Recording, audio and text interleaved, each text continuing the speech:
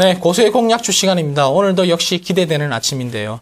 오늘은 김 고수님께서 준비하셨습니다. 김 고수님, 네. 어떤 종목 준비했습니까? 네, 오늘 말씀드릴 종목은 파워로직스입니다. 제가 여름철에 탐방을 다녀왔던 것이 기억이 나는데요. 일단 파워로직스 회사에 대해서 간략히 설명을 드리자면 2차 전지 등의 어떤 배터리 보호 회로를 만드는 회사입니다. 이 배터리 보호 회로라는 것은 모든 IT 제품에 들어간다라고 볼 수 있겠는데, 휴대폰에 들어가게 되면 PCM이라 불리고, 노트북이나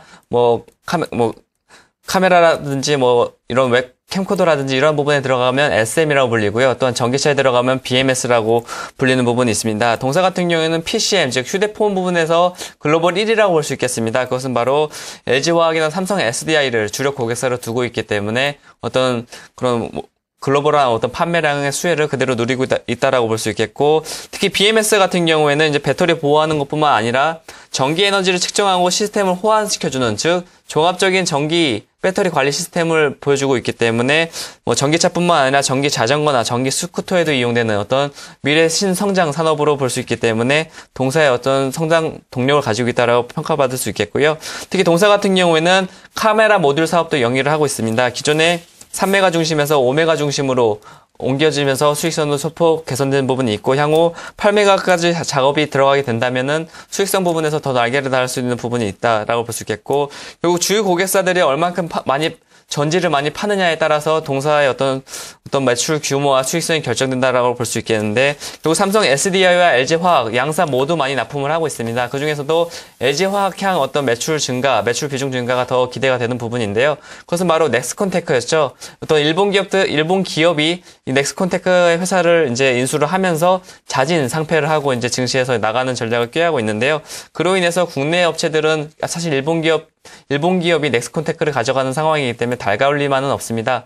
그로 인해서 좀 LG화학 향 어떤 비중이 늘어날 것으로 보여지고 있고, 3분기에 이어서 4분기까지도 결국 PCM 분야에서 글로벌 1위이기 때문에 결국에는 어떤 삼성전자라든지 글로벌 탑 플래그십 모델의 어떤 매출 증가로 인해서 동사도 수혜를 받을 것으로 보여지고 있고, 전일 같은 경우에는 또 뉴스 하나가 나왔습니다. 결국 ESS 시장 진출 본격화에 대한 선언인데요.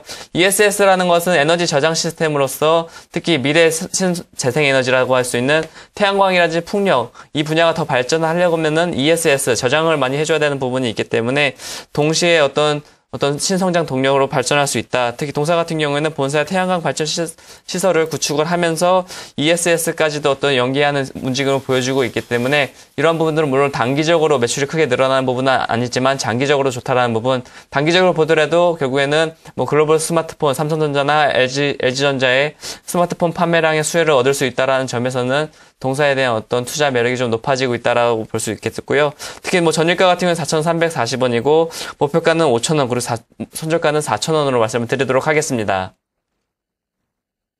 네, 오늘 김고수의 공략주는 바로 파워로직스입니다.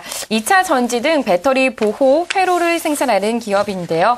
좀 새로운 이슈가 또 하나 더 나왔습니다. 원전 가동 중단의 겨울 전력난이 다시 한번 우려감이 생기고 있는데, 어제 같은 경우 파워로직스는 ESS, 앞서서 김고수가 좀 전해드렸는데요. 태양광 발전 시설을 좀 구축한다라는 사업 계획을 발표했습니다. 앞으로 신성장 관련해서요, 좀 모멘텀이 있다라고 보시면 될 것 같은데, 스마트 그리드 주로 관련되어 있다는 점도 확인해 보시면 좋을 것 같습니다.